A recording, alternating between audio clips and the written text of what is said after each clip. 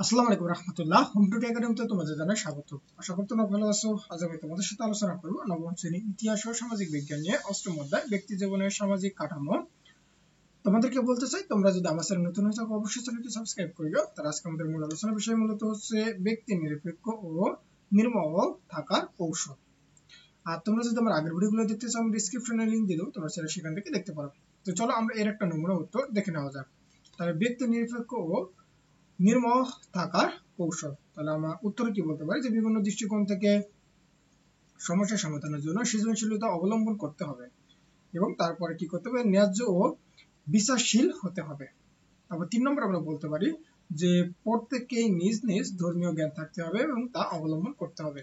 4 নম্বরে বলতে পারি যে অন্যদের সম্মান করতে হবে এবং সহিষ্ণুতামূলক আচরণ করতে হবে। তারপরে 5 নম্বরে বলতে পারি যে ব্যক্তিত্ব সম্পন্ন মানুষ হতে হবে। 6 নম্বরে বলতে পারি যে ইতিবাচক মানসিকতা পোষণ করতে হবে। 7 নম্বরে বলতে পারি যে প্রকৃতির সান্নিধ্যে থাকার চেষ্টা করতে হবে এবং স্বাস্থ্যকর জীবন যাপন করতে হবে। তারপরে আমরা যদি নিচের দিকে আসি, দেখো এখানে আমাদের একটা দলগত কাজ 3 দেওয়া আছে। এখানে কি বলতেছে যে এখন আমরা একটি বৈশ্বিক সামাজিক বিষয় অর্থাৎ ইস্যু যেমন গৃহহীন মানুষ, যুদ্ধ ইত্যাদি নির্ধারণ করি এবং এই সামাজিক বিষয় সামাজিক কাঠামোয় কিভাবে প্রভাবিত ফেলেছে তা দলে আলোচনা করে লিখি। এই জন্য আমরা বিভিন্ন উৎস থেকে তথ্য নেব এবং এরপর আমরা সব দল মিলে একটি তালিকা তৈরি করে আমাদের দলগত কাজকে উপস্থাপন করব এবং দেওয়ালিকায় আমরা বিভিন্ন গল্প, ঘটনা, কবিতা, প্রবন্ধ ইত্যাদি লিখে উপস্থাপন করতে পারি।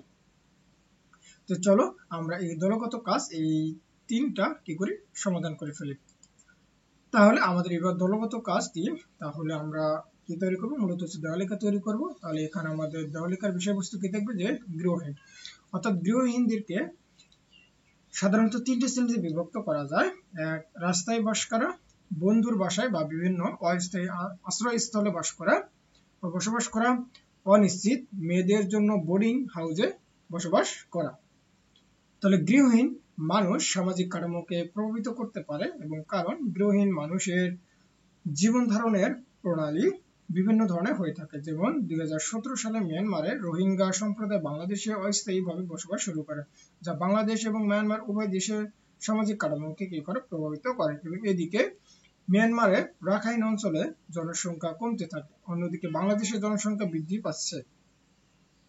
তারপরে রোহিঙ্গাদের আবাসস্থলের ব্যবস্থা এবং পদক্ষেপ গ্রহণ করেছে এবং যা আমাদের দেশ সহ বৈশ্বিক অর্থনীতিকে প্রভাবিত করেছে। তাই বলা যায় যে গৃহহীন মানুষ সামাজিক কাঠামোকে কি করতে পারে, প্রভাবিত করতে পারে।